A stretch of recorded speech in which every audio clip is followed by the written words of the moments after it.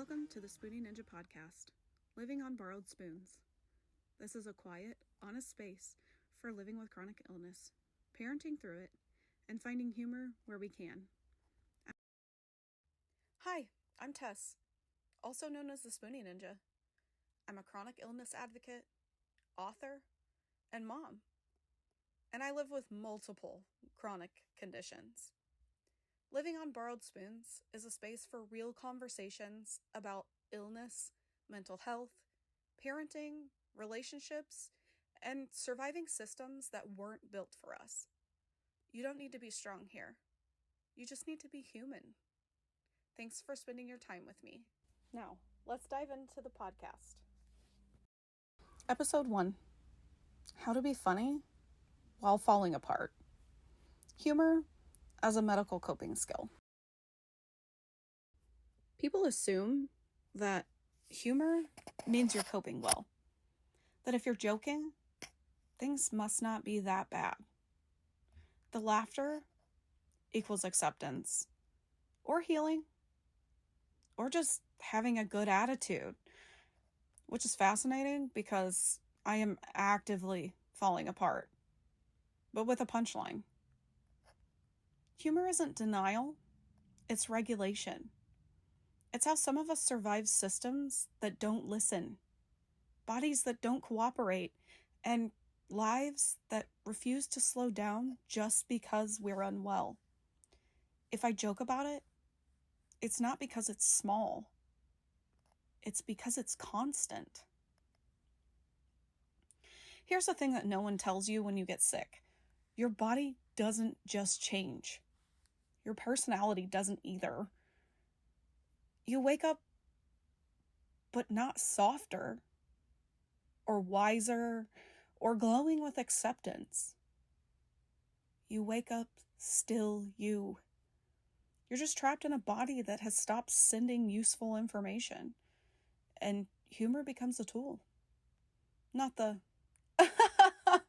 everything's fine kind. It's the, if I don't laugh, I'll probably cry in public again. There's a specific kind of humor that comes from chronic illness. It's observational, dry, sometimes dark. It's noticing that you've been to the same doctor's office so many times that the receptionist knows your coffee order. It's realizing that you've memorized the hold music for your insurance company. It's saying, wow, my body really said surprise today, instead of spiraling. That's not toxic positivity, that's triage. People who haven't lived this think that humor means you're minimizing pain. They don't understand that humor is often the thing that keeps the pain from taking over the room. When you've been sick long enough, pain stops being an event. It tends to become the background noise. And humor, that's how you mark it without letting it narrate your life. I don't joke because I'm okay. I joke because I'm aware. I'm aware that if I speak about my body honestly, without humor, that the room gets quiet in a way that makes people uncomfortable. And I'm not responsible for carrying that discomfort. Here's something that I've learned the hard way. When you're chronically ill, people want you to either be inspirational or silent. Funny breaks that expectation. Funny says, I see what's happening, and I'm not pretending otherwise. Funny is agency. But there's also grief in this, because humor doesn't erase the loss, it just makes it bearable to hold. You're grieving the body that you had, the energy that you trusted, and the very version of yourself who didn't have to plan every decision around symptoms. Sometimes humor is how you say goodbye to that version of you without collapsing under the weight of it. Let me say this clearly. If you are funny about your illness, You are not minimizing it. You're processing it in real time. You're translating the pain into something that fits inside of your nervous system. And that's not weakness, that's adaptation. There's a reason that so many chronically ill people are sarcastic. It's not bitterness. It's pattern recognition.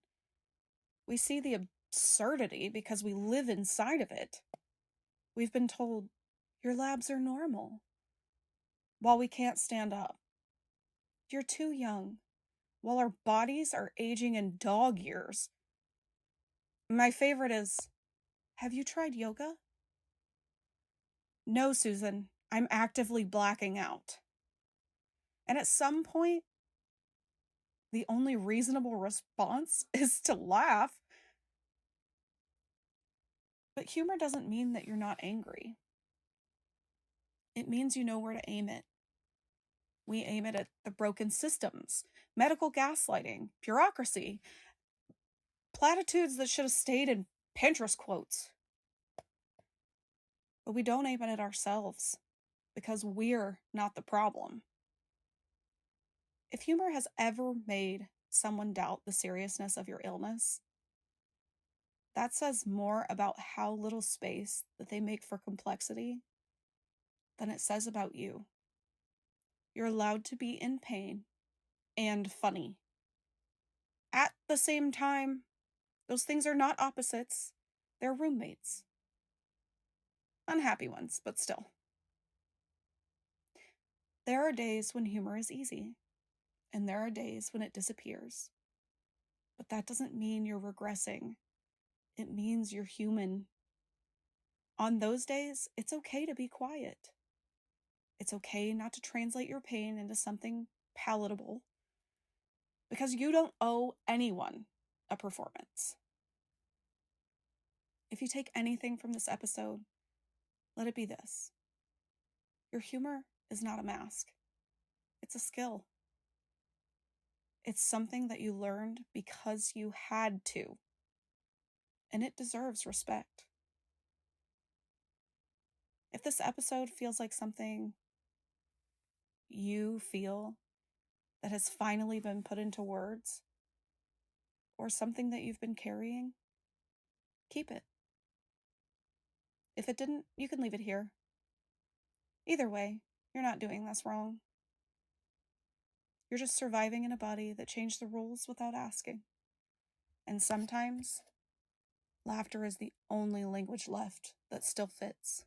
Until next time, my amazing warriors, I'm sending you spoons, sharpened or spared, depending on the day. Thank you for being a part of my ninja clan.